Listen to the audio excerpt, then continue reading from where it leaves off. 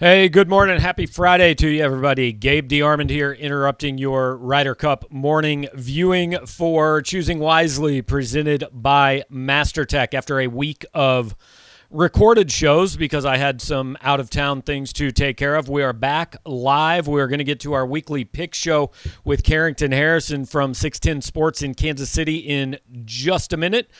Do want to say off the top, I'm not sure what this sounds like on your end. On my end, it sounds mostly okay. There have been a couple technical issues. If there are any of those, that is my fault. Please do your best. Stick with us. Hopefully, it will turn out well. Before we get to the picks and get to Carrington and even get to a potential little prize giveaway reward for you guys watching, want to pay a couple bills from Mastertech. The master technicians and mighty nice people. You can visit them online at mastertechphc.com. Plumbing, heating, cooling, they are giving our viewers and subscribers two special offers throughout the college football season. Number one, when you set up a free visit with them for a quote on a new heating and cooling system, you'll get a $35 credit good for future service work on plumbing, heating, or cooling. Just tell them you heard about it on powermizzou.com. Not obligated to buy anything. Just set up the meeting. You get $35. Number two, if you actually follow through and buy a new HVAC system, that is an air conditioner and furnace, you're going to get a $250 gift card from the grocery store of your choice for tailgating supplies, and also a full year's subscription to powermizzou.com. So make sure to do that, either mastertechphc.com or 573-777-7777. And with that, now we are going to bring in our special guest for the week. Carrington Harrison from 610 Sports Radio in Kansas City is joining us. Carrington, how's things, man? Gabe, I'm happy to be on with you today. You and I both watch like a lot of media, so you know how on ESPN when they do the car wash, so they do like all these media tours. I never thought like myself I'd be on one of these media tours, but this is one I'm really excited to do. Perfect. So before we get into looking like idiots picking college football games that we have no idea about, a couple things. First of all, I want to ask you, as somebody who follows both teams, the same question I've gotten all week. Whose run defense is worse, the Chiefs or Missouri? I made that joke on the show. I would say Mizzou's run defense is a little bit worse than the Chiefs' run defense. I think the run defense for the Chiefs is going to be a little bit better. Like right now, they're the worst run defense in the NFL. I don't think anybody thinks they're the worst run defense in the NFL. I don't really see that much of a fix for Missouri's run defense between now and the end of the season. So I got to pick the Tigers. All right. Well, that'll get you off to a good start, certainly, with our audience. They'll be happy to hear that. I picked the Chiefs just because I was so scarred by Monday night or Sunday night. But look, the reason we're having you on this week is you've got a really cool project that's coming out here in the next week or so. It's going to appeal to a lot of the people that are watching this, and I know I've mentioned it a little bit on our board, but I just kind of want to give you the platform real quick, give you the stage. Tell everybody what you've been working on here for the last, months, if not years. Yeah, so this started really last May. I remember you were one of the first people that I had talked to about it just because I knew that you had a really good knowledge of the subject. So I co-directed and was executive producer for a documentary called From Paseo to Pembroke, and it highlights the years from Anthony Peeler's senior year at Paseo High School until Jerron Rush and his senior year at Pembroke Hill. And as someone who grew up in Kansas City and had some familiarity with the story, there are a lot of stories that I uncovered over the course of the last year that even I didn't know. So I think it's going to be a really educational experience for people like myself that feel like they know the stories, but I think some of the stories are still going to blow your mind. And I think it's going to be really nostalgic for people that grew up in that era. And maybe you watched Devon Crudup play back at Raytown South. Maybe you remember when Kareem Rush went to Pembroke Hill. So I think it's going to be really fun for really both ends of the spectrum. Yeah, and I've always said, and it's weird because he didn't turn out to be the best college player, but the best high school player I saw in Kansas City was Derek Hood at Kansas City Central, and he went to Arkansas. I was kind of right in that range you're talking about. Give the people watching an idea, like, what was one of the things either you found out or just what was the most fun about doing this for you, going back and gathering all these highlights and talking to some of these guys that were involved in this kind of golden era of high school basketball in Kansas City?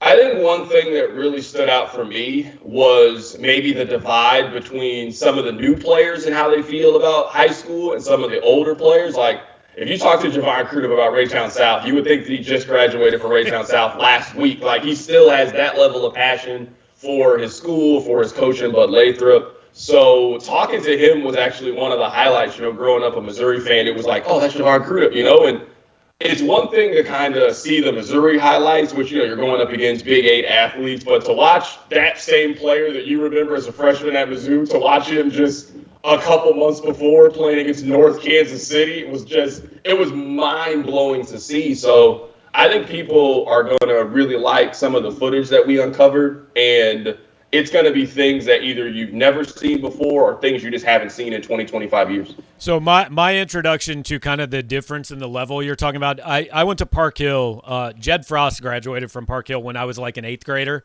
maybe a freshman. And, like, he was the leading scorer in the history of the school. Like, we thought Jed Frost, he would go out there and score 40 every night. And then he walked on at Missouri. So that's kind of the difference in the level you're talking about. So, first of all, before we get to kind of what you've got to maybe use as a giveaway here for people that are watching this either live or gonna watch it or listen to it on the podcast later, where can people see this? I know it's debuting next week, and just kind of do the PR pitch for where people find it and where they can watch the trailer and stuff. So you can check the trailer on my YouTube channel, youtube.com/c.harrison, also on my Twitter page as well. So it's going to be in the theater starting next Thursday, September 30th at Screen Lane Armor. It's in North Kansas City. It will be there from the 30th through the 5th. We're working out a deal right now that I think it's going to be in a second theater over on the Kansas side. I'll have more information about that later today, but we're kind of in the process of finalizing that. And then we're going to do a pre-order for DVDs where it's going to be deleted scenes and special scenes that you can only get if you buy the DVD. Some of us still have a DVD player, so right. Hopefully people go out and get that. And then after that, it'll be on streaming. So if I had to guess, it'll be on streaming here in the next 6 weeks. I understand that everybody doesn't live in the Kansas City area that might want to see this. So right. It'll be on streaming in the next 6 weeks. So we do have some people that do live in the Kansas City area that are gonna either watch this or listen on the podcast. So what we kind of wanted to do is Carrington's been cool enough to offer 2 tickets to somebody. So Carrington, my thought is simply the person that's watching this that reaches out to you first and says, hey, I'd love to get those 2 tickets for next Thursday night, September 30th. Just, hey, heard about it on Power Mizzou. I'd love to get those 2 tickets. Do you have them available? So I'm going to ask you, how would you like them to reach out to you? Is email the best, or, what avenue would you like them to use? Twitter would probably be the fastest and the easiest way to do it. Twitter.com/Harrison. That would be the easiest way for me, honestly, to do it. Okay. Another thing I do want to throw out there, I want to give some shout out to North of the River because, North of the River in Kansas City maybe doesn't get the love. I had no clue that the passion in Liberty was as high as it was for basketball. That was maybe the thing. One of the things that stood out to me the most was I had no clue. And I certainly learned over the course of doing this that the Liberty folks are very passionate about their 1998 Blue Jays team. Interesting. I had no idea. That was my senior year in high school. I guess they were good. I don't know. I didn't go to a lot of sporting events my senior year in high school, to be honest. But all right. So do you want them to tweet you, or they want you want them to DM you? I don't know if yours are open or how you handle it. Yeah, DM's fine. Okay. Just send me a DM on there, and the first person I will reply to your direct message. There you go, at c.harrison on Twitter. Again, it's Thursday night, September 30th. You can get a couple of tickets to go watch his documentary on Kansas City High School hoops. So first person to hit him up, maybe it's by the end of this show. Maybe it takes a little while for somebody to watch the replay this afternoon. But if you do that, you're going to be able to check this out. I've seen the trailer, and I know Carrington has worked his ass off on this thing for the last few months, and I'm looking forward to seeing it as well. So, all right, Carrington, we assume that's going to go well. My picks this week are going to go terribly. I don't know about you. I don't know if you're good at this and, making predictions. I have a winning record. I fully expect it to end this week. When you sent me the list of teams, we get to make fun of Nebraska. So that's really why I wanted to do this. Like, that's really the number one reason I signed up to do this. Like, I didn't really care about promoting the doc as much as I get to bond with you over making fun of the Nebraska Cornhuskers. That warms my spirit. I threw in Nebraska as an underdog and Kansas as a big underdog just for you, man. That's all right, cool. I appreciate that. Actually, you know what? Let's just start with Kansas. Okay. Do you think so? Like, let's say that they just decided to play a pickup basketball game in the parking lot. Do you think more people would be in the parking lot to watch these two teams play, or would stay in the football stadium? So, like, let's say at the end of the first quarter, they're like, "Hey, Kansas basketball is playing Kansas Duke in the parking lot. We set up 2 basketball goals." Do you think more people would leave and go watch the game, or stay inside to watch the football team? It's not even close. I'm actually going to say, if Kansas and Duke played an alumni basketball game in the parking lot, more like, it don't even have to be the current teams. They could bring back Mario Chalmers and, Brandon Rush and Jeff Boschee, and those dudes could Cherokee Parks has to play in this too. We got to get Cherokee Parks. Okay, we'll put him with Trajan Langdon and one of the Plumleys, and there's still going to be more people, even though nobody wants to see any of those dudes. So, yeah, that's it. We will go out of order just for you to start with Kansas. Kansas is I don't think people understand how poorly you have to be thought of in football to be a 16-point underdog to Duke. But that's where Kansas finds itself this week. So, I don't know, man. What do you think? I mean, I got to take Duke in this game. It's not even Missouri bias in this. Kansas, I think, is going to maybe surprise somebody at home between now and the end of the season, because I do think this Kansas team is improved. I understand that's a very low bar, but you can't pick a team as bad as Kansas to go on the road and be competitive yet until they show us. Like, you went on the road against Coastal Carolina. Obviously, they're better than Duke, but you showed competitiveness for about 30, 35 minutes, and then the remainder of the game was exactly what we thought. I mean, this is a game, honestly, I would stay away from, but for the purpose of doing this, give me Duke minus the 16. This has the feel of 37-20. I really was going to go Kansas in this, because I thought, dude, Duke is really bad at football. But then Duke came out and beat Northwestern last week, and so I thought, I want to be popular. It's more important to be popular than to be right. So I went Duke in this one. I fully just admit to being like, I've got no pride, man. I just went with the people's choice, picking Duke. So all right, so now we're gonna go in order here, top to bottom. We're gonna start in the SEC. Kentucky favored by 5 at South Carolina, which my first reaction was, that's not much, man. Yeah, no, it isn't really a lot. I think that last week Kentucky got really hit with the looking ahead theory. They had that game against Missouri. They clearly got up for that game against Missouri. They had Chattanooga sandwiched in between. They were like, all right, we can roll the ball out there, which I'm amazed that we've got to the point that Kentucky football feels like they can just roll the ball out there and beat anybody on the football field. But I actually think Kentucky there's clearly a divide in the SEC. It's Alabama, Georgia, I guess you want to say A&M, but I know we're going to get to them over the course of making these picks. And then there's probably 6 teams that you can put between 3 to 9 or 4 to 10. I actually really like Kentucky. I think they're a really good ball control, run the football, line of scrimmage team. I think they kind of grind South Carolina into submission. I'm going to hammer this one. Kentucky minus the 5. I think they win by at least a touchdown. Yeah, I agree. This one doesn't make any sense to me. Like, South Carolina, dude, they're not good. Kentucky, I think, actually is pretty good. Last week was a bad week to point to on that. But I'm going Kentucky on this one as well. Okay, it was tempting just to pick a whole bunch of SEC games, but I'm kind of jumping around the country a little bit and trying to pick some of the better games. This one, man, I fully, I don't know if I would bet any – well, I don't bet. But if I did bet, I don't know if I would bet any of these games I picked this week, because as I went through them, I'm like, I don't know what to pick in any of these. Notre Dame getting 6.5 at Wisconsin, which seems high to me simply because I don't think it's impossible that neither of these teams actually is capable of scoring 6.5 points. Yeah, this is, I believe this game's in Soldier Field. Yeah. This is a really difficult stretch for Notre Dame here over the next 3 weeks. And I don't think they're coming out of this completely unscathed. I like Wisconsin plus the 6.5. I feel like that's a little bit too much of a line. I kind of feel like Notre Dame is getting a little bit of the Cowboys treatment here. You know, the Cowboys always get that extra 2 points because people like to bet the Cowboys. I think this line should probably be closer to 3.5, maybe 4. But Notre Dame's getting a lot of respect here. I'm going to take Wisconsin plus the 6.5. All right, the Kansas City kid, Graham Mertz, really scarred me in week 1, man. I watched the second half of Wisconsin-Penn State, and just every time they got inside the 25-yard line, he was just handing the ball to Penn State. And that, I don't know. I got to go Notre Dame on this one. I just don't – I think Wisconsin probably wins, but I just don't trust Wisconsin to, like, hang on to the ball enough. And I don't think – like, I could easily see this as like a 17-13 game. I just don't think Wisconsin scores enough to blow anybody, to beat anybody by more than a touchdown. At least a good team at this point. So we got our first difference. So it means we're definitely, well, it means we're probably not going to tie. So I'm going Notre Dame here.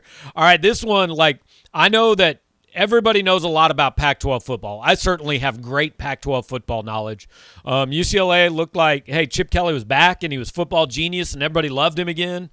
And then they lost to Fresno last week. They're giving 4.5 at Stanford. And like, Fresno might actually be good, though. Fresno could potentially be good. Yeah. Fresno was pretty competitive early in the season against Oregon.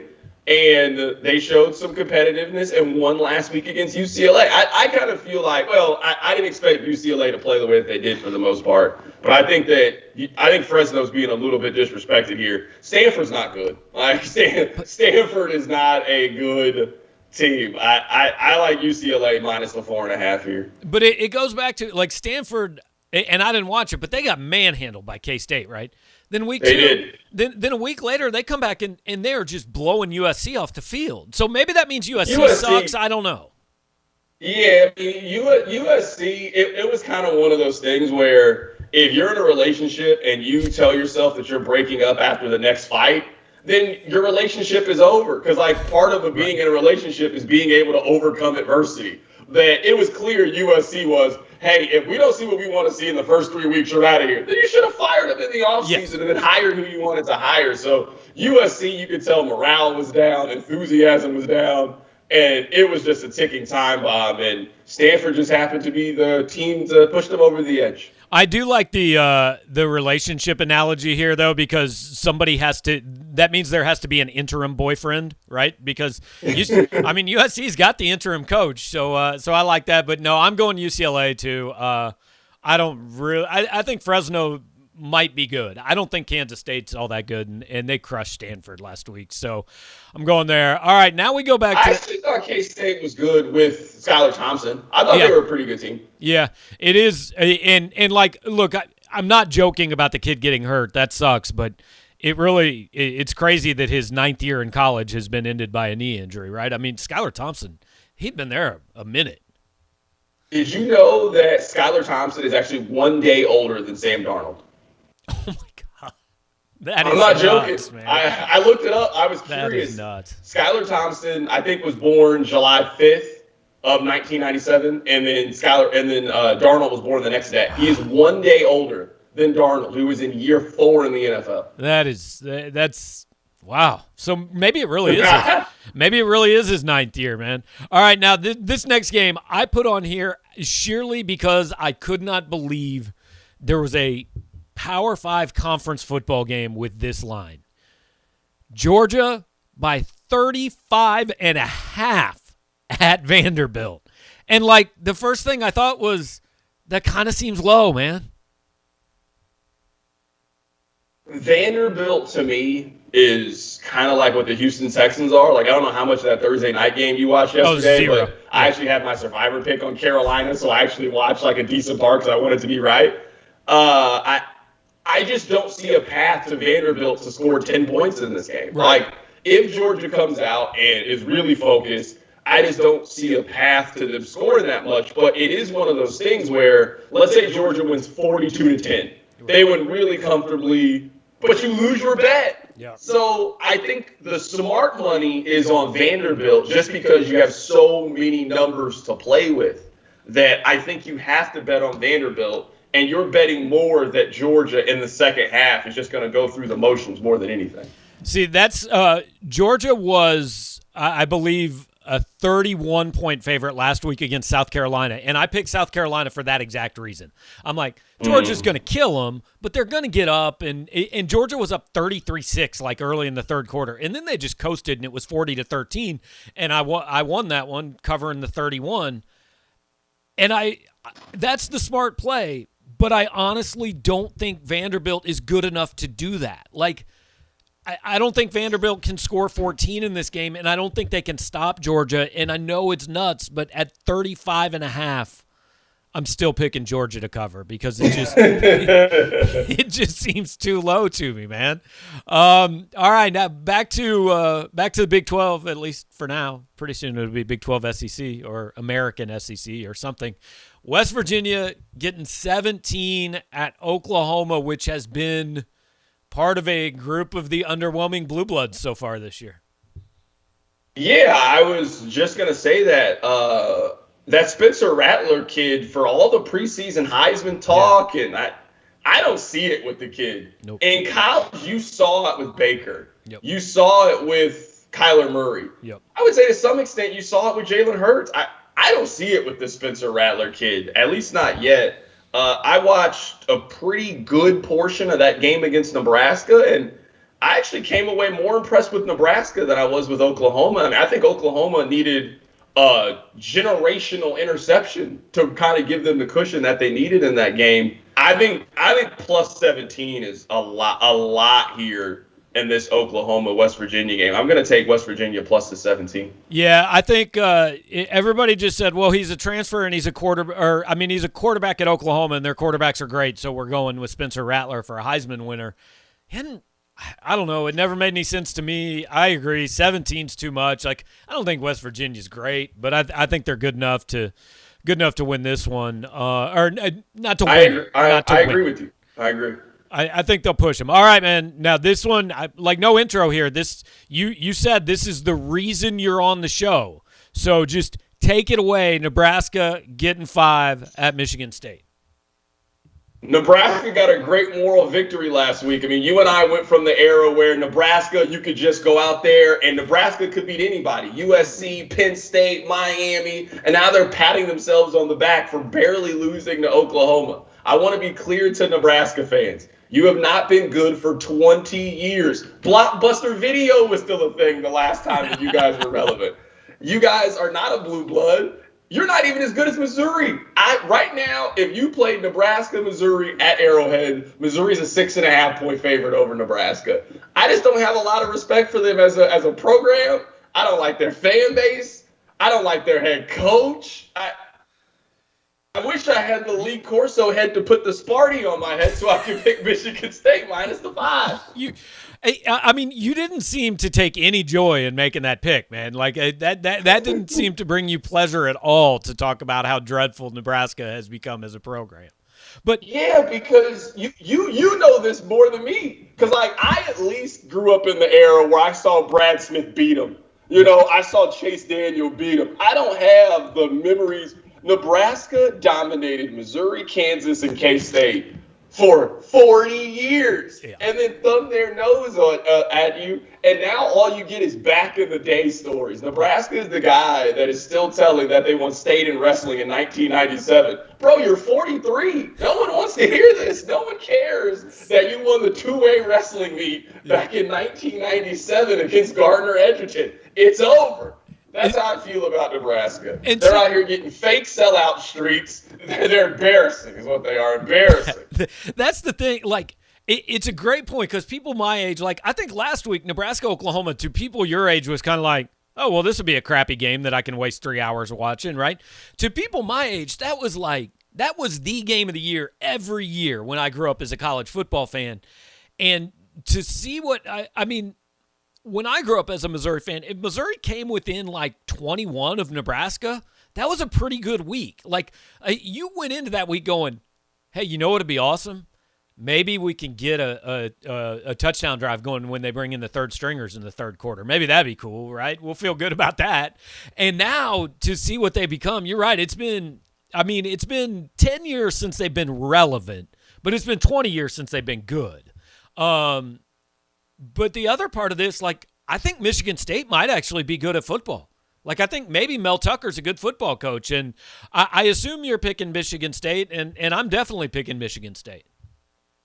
Yeah, I'm picking Michigan State too. I know that I'm not unlike other Missouri fans that, like, you look at Wisconsin, you look at Michigan State, you look at Baylor, you think to yourself, why can't Mizzou be those programs? Like, there's no reason why Missouri can't be Michigan State. It doesn't make sense to me why they can't be Michigan State. That's the goal, but Michigan State was – I think they won 2 games all last year. They've already won 3 this year. They're like number 20 in the country. They've got legitimate chance to be 7-0 if they win this game. I think they win this game. All right, this one to me is actually an easy one. This is probably the easiest game we've got to pick on this whole thing for me. But I think a lot of people are making the opposite pick that I'm making. A&M favored by 4.5 against Arkansas. I think that's in Jerry world. I'm going to take Arkansas to win this game. I think Arkansas is the surprise team in the SEC this year. Maybe it's just I watched a lot of that game against Texas, and it got you like, oh, that was really like what they did. I watched probably the last 8 minutes of A&M Colorado, and you know how when you look at the rankings every week, and you're like, how is Iowa State the 8th best team in the country? Right. Like, that just doesn't add up to me, I feel the same way about A&M. Like, A&M's one of the 5 best teams in the country. Like, there's no chance that they're one of the 5 best teams. I think Arkansas beats them. I think Arkansas upsets them. I have made a living for the last 20 years of calling Texas A&M the most overrated program in college football, and I believe that. And I think they're overrated this year. I just don't think they're the most overrated team in this game. Arkansas, for the last 16 games, Sam Pittman right now is making like they are going to build statues of Sam Pittman for simply not being the worst in program history, right? It's like it's like you and I have talked a lot about Konzo Martin got the benefit of the doubt, and like his year 1 was good. I'm not trying to say it wasn't. But had Konzo Martin in his first year gone 13-17, Missouri fans would have nominated him for National Coach of the Year simply because he wasn't the last guy. That's what Sam Pittman is getting a little bit of. We came into this year and everybody said, well, Texas is overrated every year. Texas sucks. And then Arkansas beat them and everybody said, oh, man, Arkansas is back. They beat Texas. Well, you just said Texas sucks. So why is Arkansas back for beating Texas? A&M wakes up, wins this game by 2 touchdowns. This is the only one I actually feel good about on the entire list. So it means I'm 100% going to be wrong and Arkansas is going to win. So, all right, we always say Gabe, actually, really quick, I want to tell you a story to kind of go with what you said. I think you'll find it funny. So this was right when Danny and I started hosting together. We were still in middays. And this is when Matt Castle was the quarterback of the Kansas City Chiefs. Okay. So at the end of the season, they replaced him for Brady Quinn. And I remember that day I went home and I did all these notes. And I was like, the Chiefs have made the wrong decision and they should keep starting Matt Castle. And I'll never forget this. This guy called up and he said, Carrington, all those stats you say must be right, but we need something different. And I was like, yeah, I can't really, you know what I mean? Like, I can't really argue with that. I was like, you're right, he might not be any better. So, like, you were saying that with Sam Pittman. Sam Pittman might not be that much better than the other coach. He's just different than the other coach right now. You get a good win against Texas. You hand them another good win against Texas A&M. All right, that will pique people's interest. Look, if Arkansas wins this one, they're going to go schedule TCU, and then they're going to schedule South Lake Carroll, and they're going to call themselves Texas State champs. No question. So we always full hearts can't lose. There you go, man. We always save Mizzou for last. I was actually stunned. Mizzou 1.5 favorite at Boston College. I thought it'd probably be the other way. I thought it'd be BC by a point or 2. It's basically saying it's a pick 'em, but I don't know, man. What do you think? I really struggle with this one. You and I talk about this. It's kind of like you. Like, I know you like Mizzou, but it's your job. So, like, you're much more of a fan than the Chiefs because you don't cover it every day and you don't work with it. That's kind of how I feel towards the Chiefs, but I'm still a Missouri fan. It kind of reminds me of election coverage where you kind of look at the board and you're kind of adding up the votes. And you're like, well, it's going to be tough to get to 270 if you don't get, state X, Y, and Z. if you think Missouri can win 7 or 8 games, it's kind of hard to see them getting there if they don't win this game against Boston College. Like, show me the map that this team gets to 8 wins if you lose to Kentucky and you lose to Boston College. It just doesn't exist. Yep. So for that reason, I have to pick Missouri, and I understand, like, I gave you no football analysis, but if you think this year has a chance to be, all right, Drinkwitz won 7, he won 8 games. Now you go on that recruiting trail and you tell Luther Burden, hey, we won 8 games. If we have you on this team, you could be the difference between winning 8 games and 10 games. That's a lot different than going on the road and saying, hey, we're a 6-win team, but believe in us, we're close. Yeah. So I for that reason, I have to pick Missouri. Yeah, not only can you not get to 8 if you don't win this game, I'm not sure you can get to 7 if you lose this game. You come back 2-2, Tennessee tough all of a sudden, Arkansas tough all of a sudden. Look, I don't have any football analysis of this one either because I think if Phil Yurkovich was playing quarterback for BC wins this game. He's not. That gives me more reason to believe Missouri wins this game. But my reason is simple for picking Mizzou. It's not much different for why I picked Duke. When I have absolutely no clue to what to do, as a business person, what good does it do for me to pick against the team that all my subscribers like, right? I have no clue what's going to happen in this game. It would not shock me if Missouri either wins or loses this game by 17 points. So because I have no clue, I'm just picking the team that, everybody wants me to pick anyway. So I'm going Mizzou with absolutely no basis for it and no feeling about whether it's good, bad, or indifferent. But I'm just going Mizzou. So it looks like I'm looking over our picks. It comes down to I've got Notre Dame, you've got Wisconsin. I've got Georgia, you've got Vandy. And I've got A&M, you've got Arkansas. We agree on the other 6. So it's those 3 games. So I am, like I am every week, clearly a Notre Dame, Georgia, and Texas A&M fan. Those are obviously my three favorite teams in college football. So. And you said that A&M's the most overrated team in college football. I don't know how you can say that when literally for the last 10 years, week 3, we've asked ourselves, is Texas back? We asked ourselves, is Texas back after beating Louisiana? They beat Louisiana in football. And we were like, oh, Texas is like, no, we do that with Texas every year, which doesn't make there are very few programs that kids grow up saying, I want to go to this school. That when you're 5 and 6 years old, you already know. Like, as much as we love Mizzou, there are not a lot of 7-year-old kids that are like, you know what, I really want to be the quarterback at Mizzou. Kids grow up with that goal at Texas, and the fact that they're the 47th best program in college football just blows my mind. So I'm gonna do a little trivia time for you. Do you know the last time that Texas played for a football national championship? You do. That'd be the Rose Bowl in 05, right? 05, 06. Do you know the last time Texas A&M played for a national championship in football? That had to be like the Junction Boys. That had to be like 65. I'm almost positive it was 1938. So, like... They got a Helms title then. That's what they got. They got the Helms. Right, but they think they're in the same conversation. Like, Texas at least has been good when I have walked on this earth.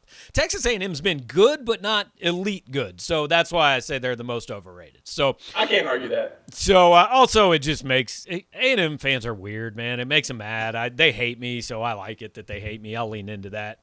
What fan base likes you? Out of curiosity, you're like, you know what? K-State fans are all right. Yeah, K-State fans I think like me okay because they know I hate Kansas. Sometimes Missouri fans like me. They hate me a lot too, but sometimes they like me.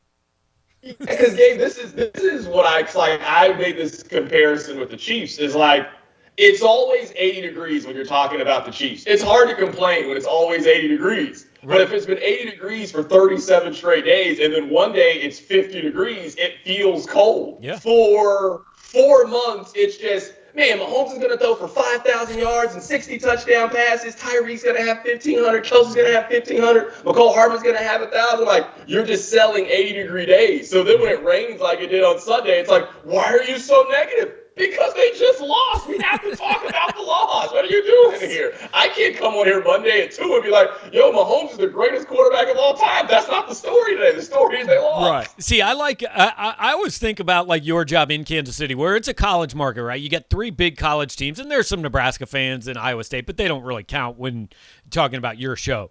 So you've got 3 major college teams. They all have fans there. So generally, I think probably most people take the approach, I'm going to try to kind of stay down the middle. Like, I'm going to lean Kansas during basketball season. I'm going to lean Missouri or K-State during football season. But all you end up doing is pissing off everybody. So I ask you the same question. I assume, because you've kind of leaned into the Missouri fan thing, Missouri fans probably like you as kind of the voice of supporting Missouri on the radio in Kansas City. And the other two probably hate you, right? Yeah, but I'm not like super rah Mizzou guy either. Okay. So like then it's the, like I enjoy going to Kansas basketball games. Like I like sporting events. And when you go now, I'm not wearing the colors and waving the wheat, but whenever Trae Young was playing at Allen Fieldhouse, why would I not go? It's 30 minutes from where I live. Like I go to sporting events. So like I try to pride myself on I don't have any issues with Kansas basketball. Like, Self's never done anything to me. I've always had good interactions with him. No, it's the fans. I don't have any issues. I don't like their fans. And I'm like, honest. But there's a difference between a KU fan and KU fan. You know who KU fan is. I want those people to be miserable. I want them to lose. Like, those are the people that I cheer against. But, like, you and I both know people that like Kansas. They keep up with them. They're perfectly fine. Yeah. But it's KU fan that they lose that non-con game to Syracuse. They're like, this is the worst team that Self has put together. What are you talking about? You got 3 McDonald's All-Americans, 2 4-star kids coming off the bench. You got a future NBA wing, and this is the worst team because you're 8-1 heading into conference play. Those are the KU fans I hate. It always reminds me of like squares and rectangles, right? Not all rectangles are squares, but all squares are rectangles. Not all KU fans are bad people, but all KU fans of that type you're talking about are bad people. So yeah, no, those are the people I cheer against. I actually want KU football to be good. It would be better for everybody if they could go from being a 2-win team to like a 5 or 6-win team and played a big game. Like I don't have any issue against Kansas, the program. I got an issue with Kansas, the people. You know that Jim Gatto was buying those players. You know that. What are we arguing here? We all know that TJ Gasnola was the money man. I'll leave you with this, Gabe. How close to somebody do you have to be in the day you were being inducted into the Pro Basketball Hall of Fame for you to eat dinner with him with your family the night before you go in? You got to be really close with that individual. Super close. Bill Self, before going into the Hall of Fame, ate dinner with TJ Gasno. That was his homie. That was his boy. Go back and read the text. Who picked up the check? Go back and read the text. They were in cahoots with one another. And I don't care. The game is the game. But KU fans at least got to be able to acknowledge it. You do some of the same slithery stuff that all these other coaches are doing. Who picked up the tab that night? Any idea? Adidas, 100% Adidas. Adidas. I mean, this is going to be our most popular show. You've insulted Nebraska fans, you've insulted Kansas fans, and you're giving stuff away for free. I mean, this, dude, you know the secret to these people. So one more time, hit up Carrington on Twitter at C.Harrison. Just send him a DM. Thursday night, what time and what location of the show again? It is at Screenland Armor in Kansas City or North Kansas City, Missouri. It's at 7 o'clock. But if you can't make the Thursday show, it's going to show all weekend. So Thursday, it's just kind of that single at 7 o'clock. It's going to show Friday in the full run, Saturday in the full run, and through the 5th. So that's the plan. Gabe, I got a lot of love and respect for you. I am somebody who I read the 10 Thoughts on Monday morning. I read the Chamber. Awesome. I listen to the Tuesday Recruiting. Like, I'm a real Power Mizzou fan. I'm on the thing looking at it, too. I know y'all hate Tiger Hood. I really am on PowerMizzou.com. I'm really on there. That's awesome, man. Well, again, hit Carrington up on Twitter. He's going to hook somebody up with 2 tickets to see that from Paseo to Pembroke. It's good stuff. If you know Kansas City basketball history, you're going to enjoy it. So, and again, if you can't go that night, hey, just go sometime next weekend. Go Friday night before you come down and watch Mizzou, Tennessee, or sometime after you get back. So, Carrington, appreciate it, man. We will check in, and I'm definitely going to get up there sometime before the 5th and check this out. We'll grab a meal. Okay, absolutely, Gabe. I appreciate you having me on. All right, have a good one, man. Good to talk to you. Carrington Harrison from 610sports.com. Appreciate him joining us. We went a little long. We started a little late. Appreciate you guys hanging with us one more time. If you are interested, from Paseo to Pembroke, Next Thursday night, 7 o'clock, he is going to give you 2 free tickets. Like, literally, all you got to do is send him a direct message on Twitter. He's going to give you tickets. You go check it out. You don't have to pay for it. You'll like it. It's good stuff, especially if you grew up. When I grew up in Kansas City, a lot of people, a lot of really good college basketball players came out of there, and he went out and did a lot of work, found a lot of old footage, and talked to a lot of the people involved. So encourage you to do that. The other thing I encourage you to do is to get in touch with the fine people at Mastertech Plumbing, Heating, and Cooling. You can do that at mastertechphc.com or at 573-777 7777. It is the coolest number on the planet. You can get in touch with the mighty nice people at Mastertech. They will take care of all your needs. They'll offer service agreements to protect your home's plumbing, heating, and cooling system. A small monthly retainer. You get up to 10% discounts, which can save you up to $500 on every call. Seasonal inspections, all kinds of other benefits. 2 special offers from Mastertech. For the entire season, you set up a free visit with one of their comfort advisors. You get a quote on a new heating and cooling system. You'll get a $35 credit for future service work. You don't have to pay a dime. If you do need a new HVAC system, that is an air conditioner and a furnace, if you buy that from Mastertech and tell them you heard about it on Power Mizzou, you're going to get a $250 gift card from any grocery store of your choice for tailgating supplies, and also a full year subscription to Power Mizzou. That is a $350 value. Look, guys, if you stuck with us here on this show, we're offering you free tickets to the documentary. We're offering you $350 worth of stuff for buying a new HVAC system, or honestly just $35 just for making a phone call and talking to somebody from Mastertech. So we're giving you all kinds of different stuff. We're insulting Kansas. We're insulting Nebraska. This is the best show on the internet, right? Thanks for watching. We'll talk to you pregame tomorrow, 9:30 in the morning before Mizzou BC.